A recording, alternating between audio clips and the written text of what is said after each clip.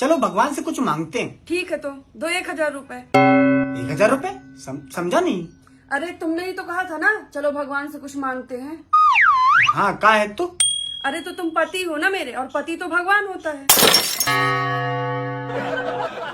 मैं एक बात बोलूं, अगर पति लोग सच में भगवान होते ना तो खुद को पति नहीं पत्नी बनाते। सच बोल रहा हूँ। क्या खुसर पुसर बात कर रहे हो? अरे मैं तो ऐसी ही बात करता हूँ, तुम्हें तो पता ही ना, आदत है। तुम दे रहे हो 1000 या मैं तुम्हारे पर्स से निकाल लूं? 1000 रुपए मेरे पर्स से? अरे मेरे पर्स से तो वैसे भी निकलने हैं, पहले परमेश्वर के पर्स से तो निकाल दो। ठीक है तो चलो मांगते हैं भगवान से। पहले मांगने वाला फॉर्म तो लेके आओ। मांगने वाला फॉर्म? समझी नहीं, भगवान से मांगने के लिए भी फॉर्म भरना पड़ता है क्या? और क्या, अगरबत्ती भगवान से मांगने वाला फॉर्म है। नहीं, लेकिन इमरजेंसी केस में फॉर्म बाद में भी भर सकते हैं, पहले भगवान से मांग लेते हैं। लेकिन मैंने सुना है अगर भगवान से कुछ मांगो तो किसी को बताना नहीं चाहिए। हाँ बिल्कुल सही सुना, बैंक की ओटीपी की तरह भगवान से अगर कुछ मांगो तो किसी से शेयर नहीं करना चाहिए। सही बात। फिर कैसे मांगो भगवान से? यहाँ तो तुम हो ना। एक काम करते हैं कि जब मैं मांगूंगा तो तुम कान बंद कर लेना, और जब तुम मांगोगी तो मैं आंख बंद कर लूंगा। हाँ ठीक है, लेकिन एक मिनट, जब तुम मांगोगे तो मैं कान बंद करूंगी, लेकिन जब मैं मांगूंगी तो तुम आंख क्यों बंद करोगे? अरे यार, तुमको हर एक बात को 10 नंबर के क्वेश्चन की तरह एक्सप्लेन करना पड़ता है, तब जाके तुमको 5 नंबर के आंसर के बराबर कुछ समझ में आता है। अरे तो बताओ ना, मैं कान बंद करूंगी तो तुम आंख क्यों बंद करोगे? तुम्हें भी तो कान बंद करने चाहिए ना।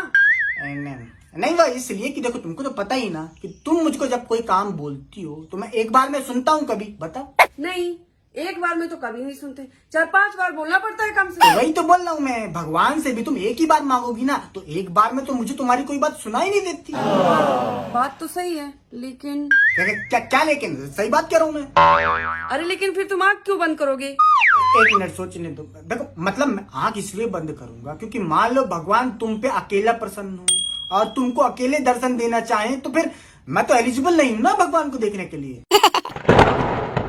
देखो मोटा भाई, एक बात तो सच है कि शादी होने के बाद घर में बीवी की चलती है, पति के ऊपर बीवी की चलती है, लेकिन अपने दिमाग के ऊपर बीवी की नहीं चलती, और उसका फायदा आप जब चाहे उठा सकते हो।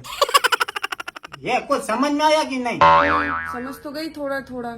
बस तो थोड़ा समझने की काफी है, अब देर मत करो, जल्दी मांगो। लेकिन क्या मांगू? मुझे तो कुछ याद ही नहीं आ रहा है। 1 मिनट, तुम मुझसे मांगो जो मांगना है।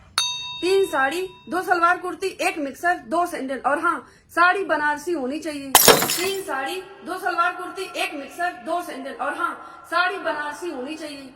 क्या हुआ, मुझे ऐसे क्यों देख रहे हो? अभी तो पूरी लिस्ट बची है। नहीं, मैं सोच रहा था कि भगवान से मांगते समय तुम्हारी ये लिस्ट कहाँ चली गई थी। अरे वो याद नहीं आ रहा था ना तब कुछ। नहीं, मुझे पता था कि भगवान से मांगते समय तुम्हें कुछ मांगना है या नहीं मांगना ये याद आए ना है, लेकिन पति से मांगते समय तुम्हें इतना कुछ याद आ जाएगा कि तुम ये भी भूल जाओगे कि तुम्हारा पति मुकेश अंबानी नहीं है, विक्रम बागरी है।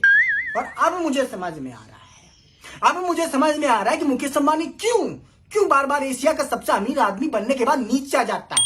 नहीं, वो भी आखिर खरबपति करोड़पति होने के बाद नीतापति भी तो है ना। नीतापति है मतलब? नीतापति से मतलब है कि मुकेश अंबानी की पत्नी का नाम है नीता अंबानी, तो वो नीतापति हुआ कि नहीं? तो भगवान से कुछ मांगू या आप ला दोगे?